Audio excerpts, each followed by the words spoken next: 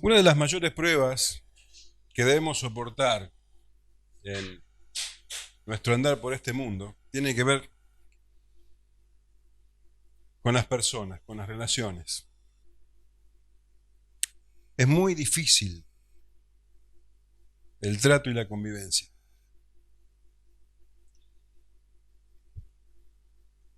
Tenemos que reconocer que hay gente que es muy difícil de soportar.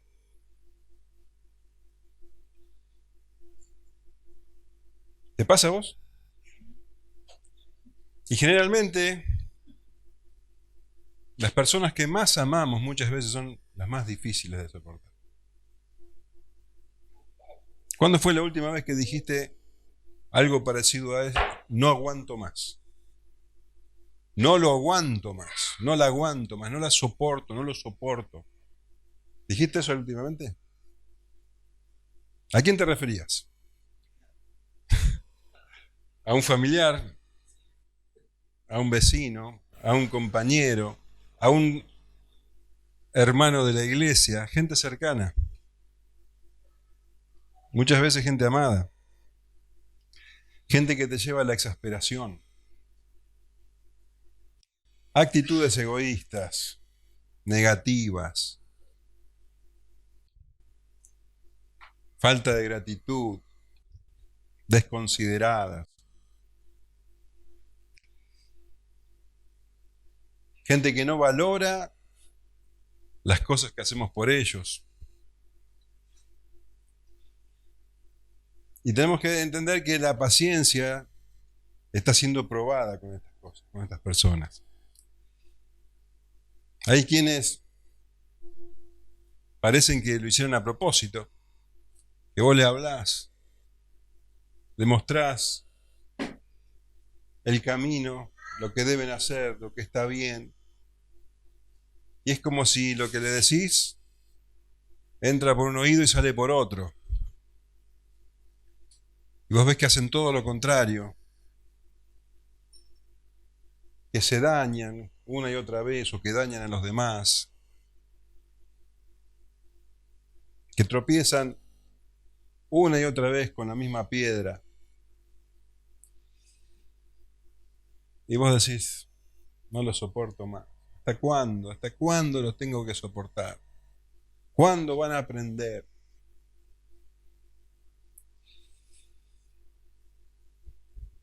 Y son gente que amamos. Son tus hijos que no hacen caso a lo que vos decís. Es tu esposo o tu esposa que no te valora. Es tu compañero que es un vago. Es tu vecino que es antipático. Es el gobierno que hace las cosas mal. No los soporto más. No los aguanto. ¿Hasta cuándo? Verdaderamente las relaciones humanas son una prueba enorme que debemos enfrentar. Y tienen el plus, el agregado, de que vivimos constantemente relacionándonos con las personas. Entonces, esto es algo diario, es algo constante, y es tan difícil, tan difícil. Difícil también para los creyentes. Pero la Escritura dice que es una cuestión de enfoque. Que los creyentes ya no debemos juzgar a las personas con criterios humanos, como lo hacíamos antes. Recién leyeron este pasaje, en 2 Corintios 5:16.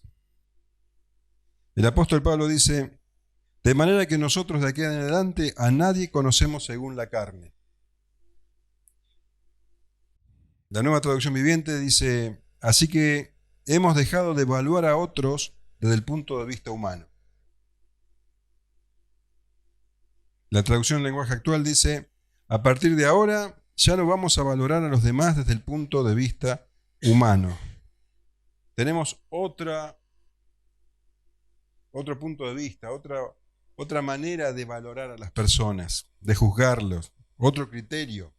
Y ese criterio tiene que ver con el amor que hemos recibido. El apóstol Pablo describe a los romanos, porque el amor de Dios ha sido derramado en nuestros corazones por el Espíritu Santo que nos fue dado, porque Cristo, cuando éramos débiles, a su tiempo murió por los impíos. Ese amor ha sido derramado en nuestros corazones. Ese amor tan grande que llevó a Cristo a la cruz. Él murió por nosotros. Y no porque éramos maravillosos, porque éramos personas fáciles de amar. No, no. Éramos pecadores, impíos. Y Él lo hizo por nosotros. Ese amor ha sido derramado en nuestros corazones. Y lo que decíamos hoy también, ese amor nos constriñe, dice el apóstol. Ese amor nos obliga, nos domina. Entonces ya no nos dejamos llevar por el egoísmo, o no debiéramos caer en los mismos sentimientos que albergábamos antes, porque ahora tenemos otra perspectiva. Hemos recibido amor, hemos sido amados cuando no lo merecíamos. Entonces, ahora podemos ser humildes y entonces podemos mirar a los demás con humildad, ya no con orgullo. Podemos ser mansos y tratar a los demás con mansedumbre. Podemos hacerlo. Podemos ser misericordiosos porque hemos recibido misericordia y podemos tratar a las personas con misericordia. Eso es lo que dice el Señor en el capítulo 5 de Mateo. Esas son las bienaventuranzas. Eso es lo que hace que nosotros seamos la luz del mundo, que nos diferencie del resto.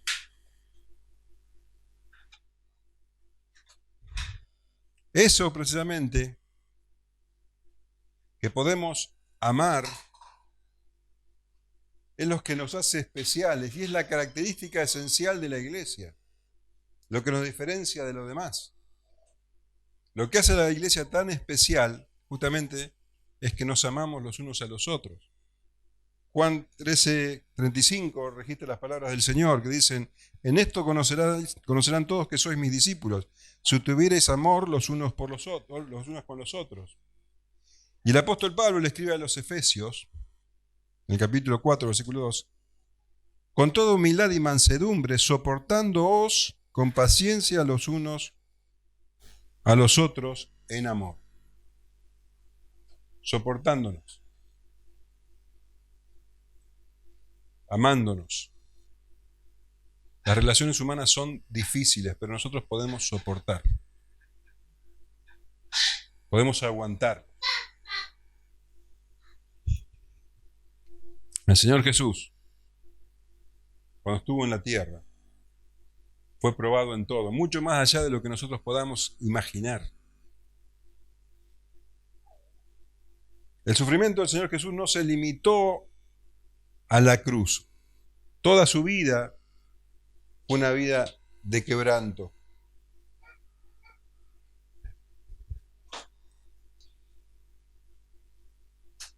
Tenemos que pensar de que Él fue la única persona en el mundo sin pecado. Él vivió desde que todo el tiempo que estuvo en la tierra sin pecar. Pero estuvo constantemente rodeado de pecadores. Desde que nació hasta que murió, lo rodearon pecadores que trataban de todas las maneras posibles de instigarlo al pecado. Porque eso es lo que hacen los pecadores. El apóstol Pablo explica esto en el libro de los Romanos. Te voy a leer la Nueva Traducción Viviente. Versículo 1:32 dice que los pecadores saben bien que la justicia de Dios exige que los que hacen estas cosas merecen morir, pero ellos igual las hacen, peor aún, incitan a otros a que también las hagan. Entonces, imagínate vos lo que podía sentir el Señor Jesús, una persona completamente santa en un mundo completamente pecaminoso. El santo rodeado de corruptos. Por eso te decía, su sufrimiento en la cruz fue atroz, pero no se limitó a la cruz, su sufrimiento. Isaías hablaba de él en el capítulo 53:3, dice, despreciado y desechado entre los hombres, varón de dolores, experimentado en quebranto. Jesús estaba experimentado en el sufrimiento. Estuvo en la tierra, no a gusto, no por placer. Él vivió en la soledad, siendo que siempre estuvo rodeado de gente. El único santo en medio de pecadores, en medio de hombres y mujeres corruptos. Y debió soportar la incredulidad y la maldad de todos los que lo rodeaban. No era fácil para él. Pero jamás pecó. Y siempre triunfó la misericordia. Y en el punto donde nosotros estamos, de nuestro estudio de Lucas, el Señor está muy cerca de la cruz. Está a unos pocos meses. Él sabía que debía cargar con la ira de Dios, la ira del Padre, por el pecado de muchos. Y eso lo llenaba de angustia.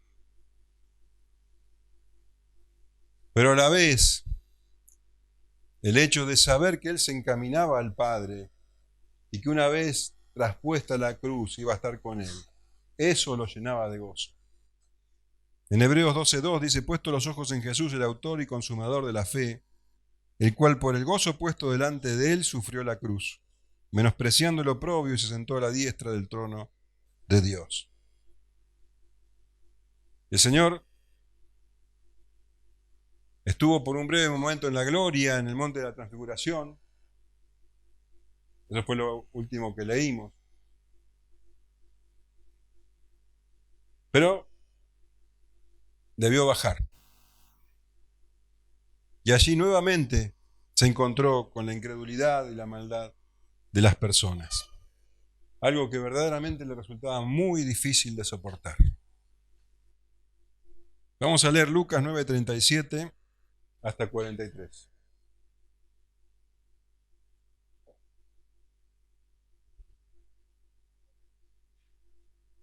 Al día siguiente, cuando descendieron del monte, una gran multitud les salió al encuentro. Y he aquí un hombre de la multitud clamó diciendo, Maestro, te ruego que veas a mi hijo, pues es el único que tengo. Y sucede que un espíritu le toma y de repente da voces y le sacude con violencia y le hace echar espuma, y estropeándole a duras penas se aparta de él. Y rogué a tus discípulos que le echasen fuera y no pudieron. Respondiendo Jesús dijo, oh generación incrédula y perversa, ¿hasta cuándo he de estar con vosotros y os he de soportar? Trae acá a tu hijo. Y mientras se acercaba el muchacho, el demonio le derribó y le sacudió con violencia. Pero Jesús reprendió al espíritu inmundo y sanó al muchacho y se lo devolvió a su padre, y todos se admiraban de la grandeza de Dios. Este episodio que acá se narra aparece en los 3 evangelios sinópticos, Mateo, Marcos y Lucas. Cada uno lo aborda de diferente perspectiva. El que más detalles proporciona es Marcos, y el relato de Lucas es bastante breve, escueto. ¿Por qué es esto? Bueno, porque Lucas tenía un propósito particular al escribirlo, al registrarlo. Lucas no se detiene tanto en este hecho, sino que lo ve como parte de una porción mayor. Este episodio que acabo de leer está incluido en una porción más grande que abarca hasta el versículo 50, donde Lucas está mostrando, quiere destacar el hecho de que el Señor Jesús se encamina hacia la cruz completamente solo, en soledad, aunque acompañado. Esta porción que les decía del 37 al 50 muestra 4 fallas muy grandes, muy graves de los apóstoles, aquellos que acompañaban el camino del Señor. Este que acabo de leer, el que vamos a analizar hoy, muestra la falta de fe de los apóstoles.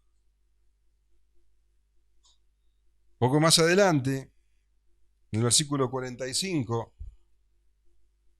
vamos a ver la falta de entendimiento que tenían esos apóstoles.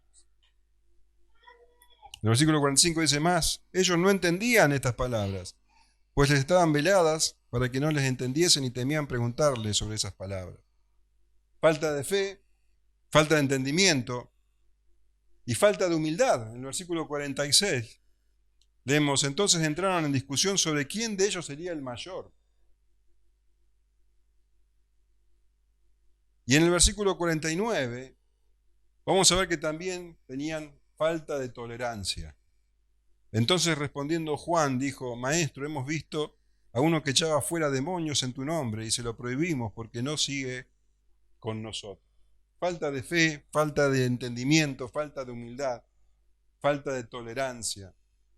Así eran los discípulos. Y el Señor Jesús se encaminaba ya a Jerusalén, donde lo esperaba la cruz, acompañado por estos hombres, pero en completa soledad.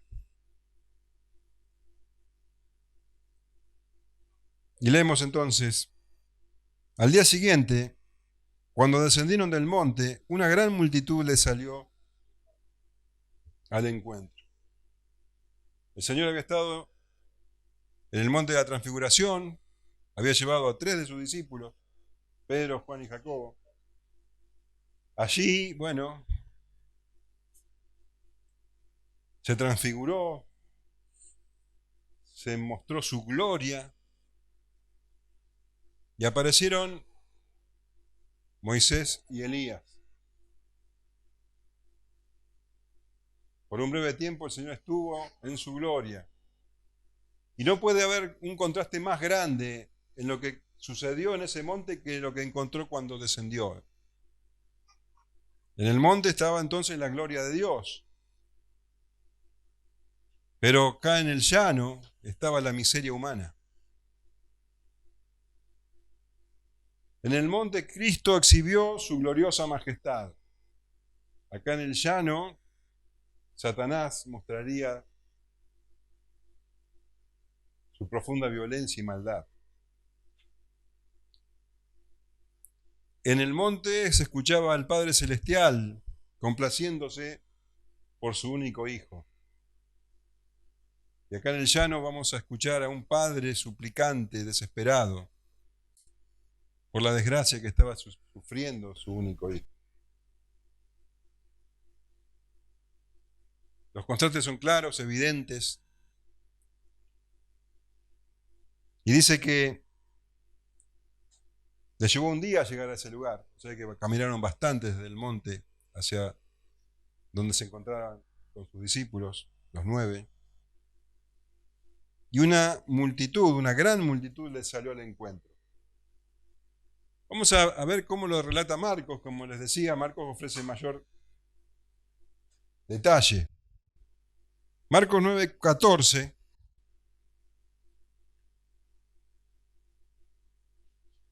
dice, cuando llegó a donde estaban los discípulos, vio una gran multitud alrededor de ellos y escribas que disputaban con ellos. Y enseguida toda la gente viéndoles asombró y corriendo él les saludaron. Él les preguntó, ¿qué disputáis con ellos? ¿Ves? Esto de que los discípulos estaban disputando no lo cuentan Lucas. Pero eso lo encontró el Señor. Llegó, había una gran multitud, y en medio de la multitud estaban los 9 disputando, dice, con los escribas. Discutiendo.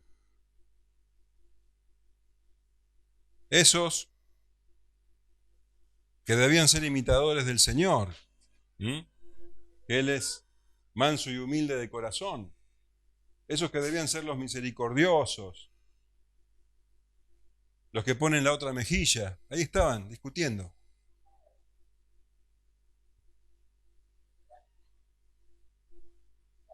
No podían recibir la oposición, las burlas con humildad. Ellos debían contestar, contender.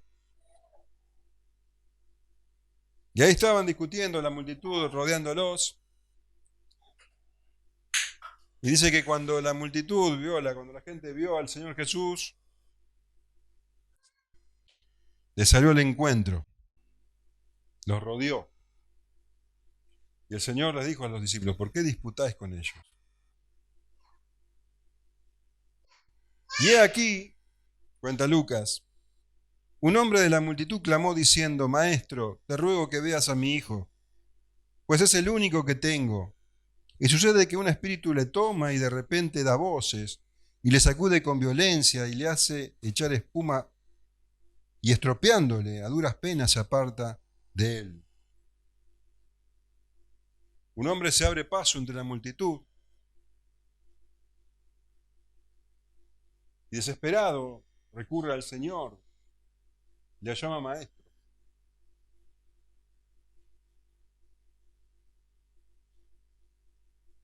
Mateo dice que también lo llama Señor. Lo trata con respeto, lo trata con humildad.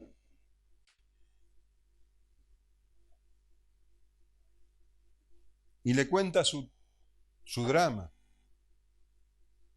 Su hijo, dice, es tomado por un espíritu y de repente da voces, empieza los gritos y le sacude con violencia y le hace echar espuma y estropeando le dice a duras penas aparta de él.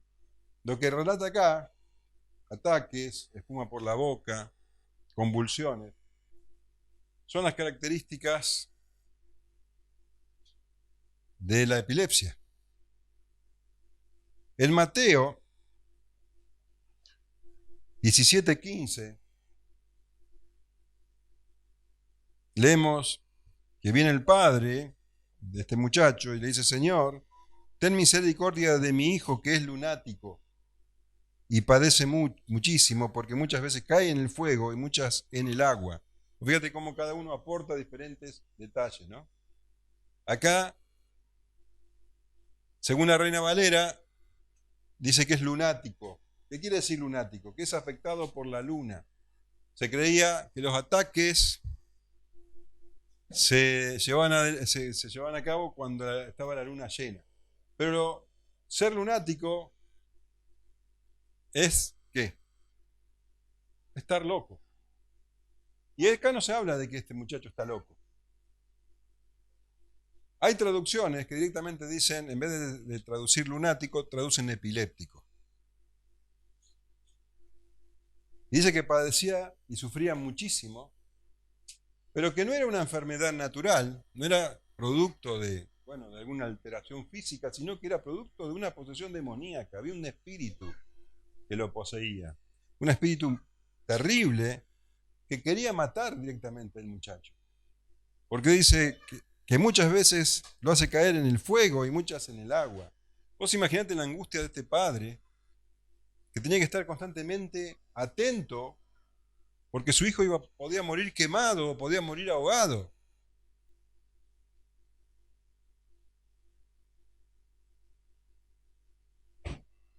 Marcos agrega otras características. Marcos 9:17. Respondiendo uno de la multitud, dijo: Maestro, traje a ti mi hijo que tiene un espíritu mudo, o sea que epiléptico y mudo, el cual donde quiera que le toma, le sacude y echa espumarajos y cruje los dientes y se va secando. Se va secando. Marchitando, dice otra versión. Como una plantita. Cada vez peor. Después de cada ataque quedaba este muchacho peor. Lucas dice que lo estropea, dice ahí, estropeándole. A duras penas se aparta de él. Cuando dice a duras penas se aparta de él, quiere decir que los ataques eran cada vez más constantes y más fuertes. Y las secuelas eran terribles. Cada vez quedaba más estropeado, marchito. El padre estaba desesperado. Y dice este padre al Señor: y rogué a tus discípulos que le echasen fuera y no pudieron.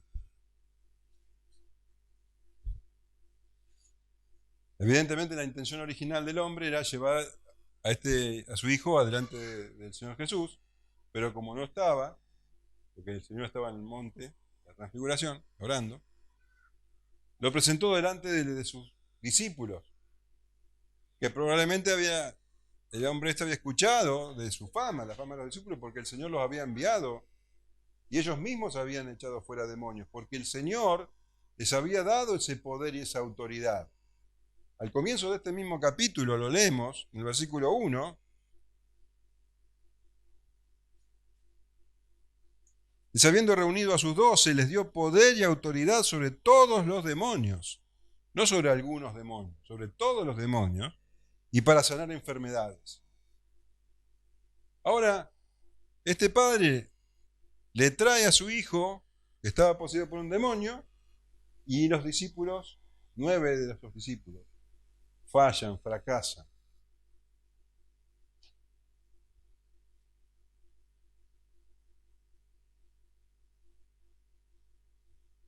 Y probablemente ese era el motivo de la discusión con los escribas. Probablemente los escribas se hayan burlado, los hayan recriminado, les hayan dicho que eran unos farsantes. Y ahí estaban discutiendo y ellos defendiéndose.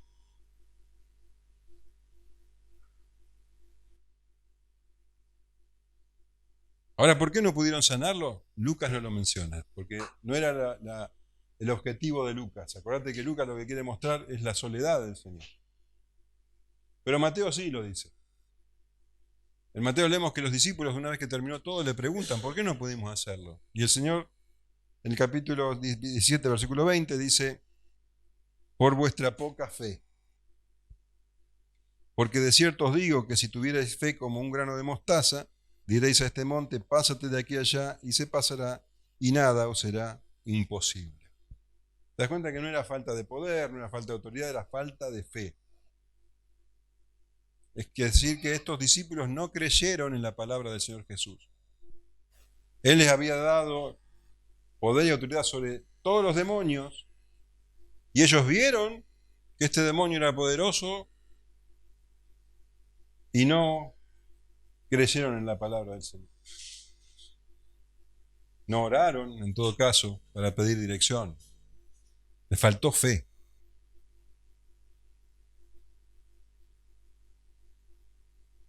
Y ante semejante manifestación de incredulidad de parte de sus discípulos, el Señor dice, versículo 41, respondiendo Jesús, el Padre le había dicho: traje a tus discípulos a mi hijo y para que le echasen fuera y no pudieron.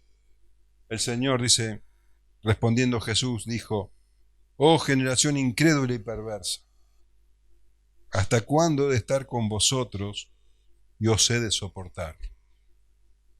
En otras versiones aparecen dos preguntas: ¿hasta cuándo he de estar con vosotros y hasta cuándo os he de soportar?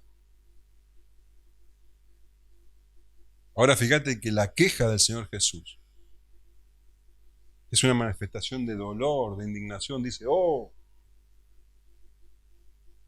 no se limita a los discípulos, sino que habla de la generación. O sea que está hablando de los discípulos, pero también está hablando de los escribas, está hablando de la multitud, está hablando de todo Israel, de todo el Israel de ese tiempo.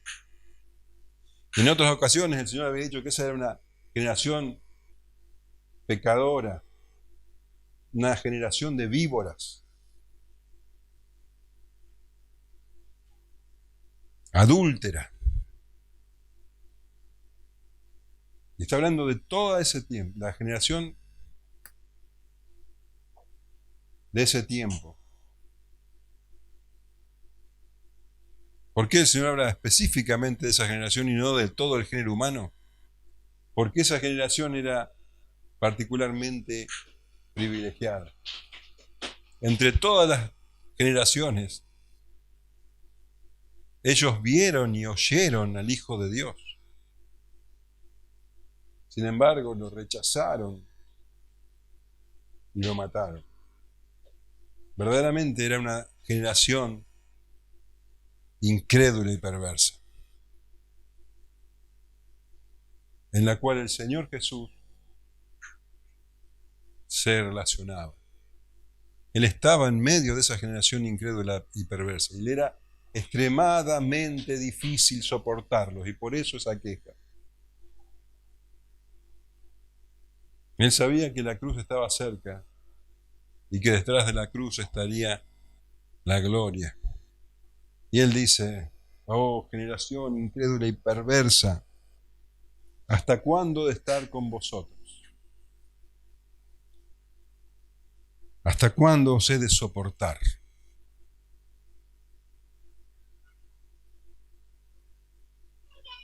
Verdaderamente, para el Señor era muy difícil relacionarse con esas personas. El único santo en medio de incrédulos y perversos.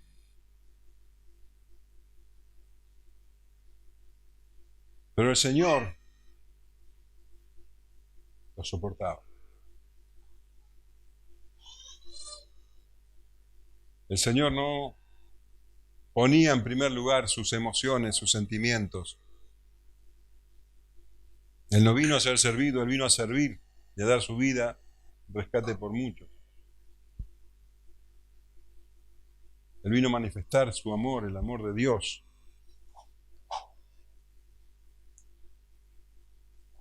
Entonces Él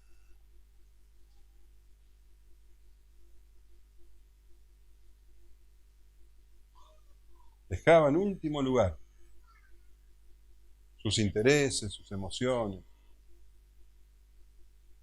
Primero estaba el amor al Padre y el amor al prójimo. Y fue así que le dice a este padre desesperado, trae acá a tu hijo.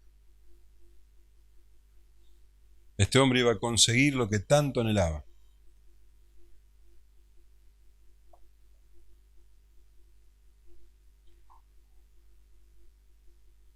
Había buscado con desesperación a alguien que pudiera ayudar a su hijo.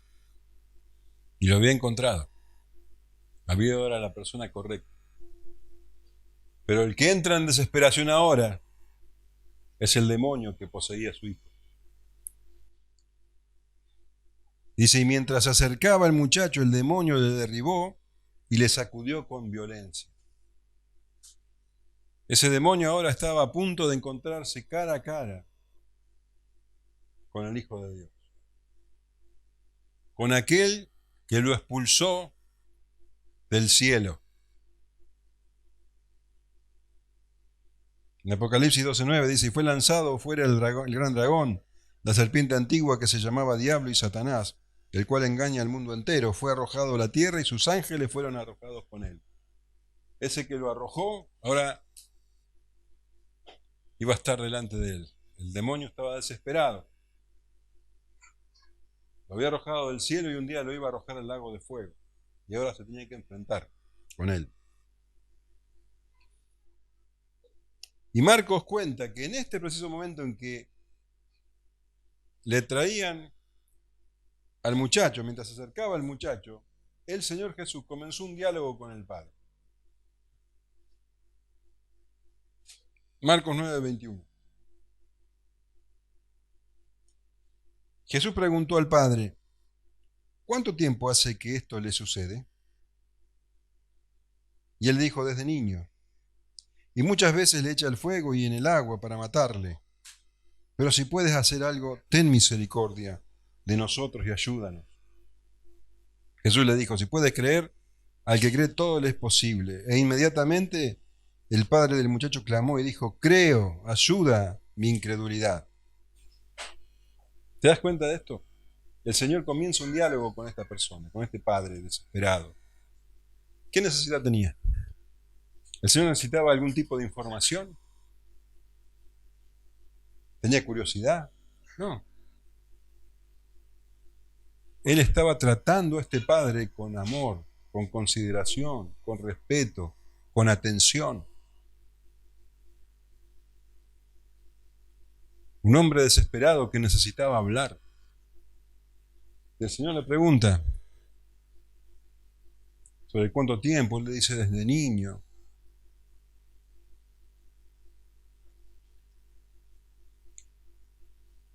Y en su ignorancia este hombre le dice: si puedes hacer algo, ten misericordia de nosotros y ayúdanos. Si puedes hacer algo. Este hombre no está convencido de que el Señor lo puede hacer. Si puedes hacer algo, hacelo. Este hombre formaba parte de esa generación incrédula y perversa. Sin embargo, el Señor no lo reprende, no se enoja con él, no lo trata con dureza, no se ofende, sino que le dice: si puedes creer, al que cree todo le es posible. No le dijo: ¿cómo decís eso? Pero le dijo: no se trata de lo que si yo puedo o no puedo hacer, se trata de que vos creas que yo puedo hacer. Al que cree todo le es posible. Y el hombre, con toda humildad, le dijo: creo, ayuda a mi ignorancia. Clamó el hombre diciendo esto. Es como si este hombre dijera: creo, pero la verdad que me resulta muy difícil porque he probado tantas cosas y siempre me ha fallado. Me he ilusionado tantas veces y siempre fue un desastre. Incluso lo traje a tus discípulos y fallaron. La verdad que me resulta difícil creer. Pero por favor, ayuda a mi incredulidad. Un hombre desgastado, desesperado, pero que vino con sinceridad delante del Señor Jesús. Y el Salmo 51:17 dice: el corazón contrito y humillado no despreciarás tú, oh Dios. Y dice entonces: pero Jesús reprendió al espíritu inmundo y sanó al muchacho y se lo devolvió a su padre. Vemos que el Señor no hizo nada llamativo, nada espectacular, no dijo ninguna palabras grandilocuentes. Reprendió al espíritu inmundo. Y Marcos, como decimos, ofrece más detalles. Dice el versículo 25: y cuando Jesús vio la multitud que se agolpaba, o sea que estaba en medio de la charla, pero como vio que la gente se amontonaba, detuvo la charla y reprendió al espíritu inmundo, diciéndole: espíritu mudo y sordo, yo te mando, sal de él y no entres más en él. Entonces el espíritu, clamando y sacudiéndole con violencia, salió, y él quedó como muerto, de modo que muchos decían: está muerto. Pero Jesús, tomándole de la mano, le enderezó y se levantó. El Señor simplemente lo echó fuera y le ordenó que no volviera. Y el demonio debió obedecer. Pero, bueno, trató de hacer el último daño. Dice que clamando, sacudiéndole con violencia, salió y el muchacho quedó ahí tirado y parecía muerto y todos decían se murió. Y acá está nuevamente este Señor amoroso que dice que tomándole de la mano le enderezó y se levantó, y Lucas dice se lo dio, se lo entregó al Padre.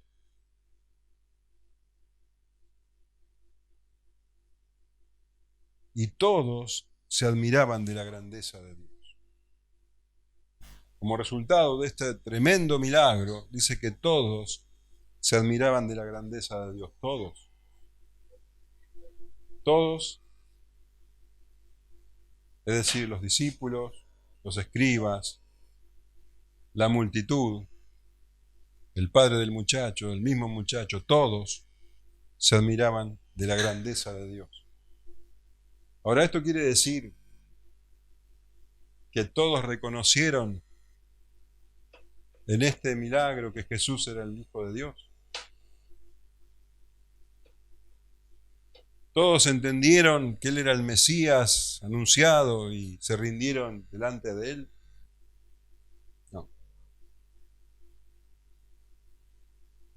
Se maravillaron, se asombraron, pero nada más. No rindieron sus corazones. Y muchos de esos que estaban ahí presentes estarían 6 meses después en Jerusalén en la Pascua, gritándole, crucifíquenle, crucifíquenle.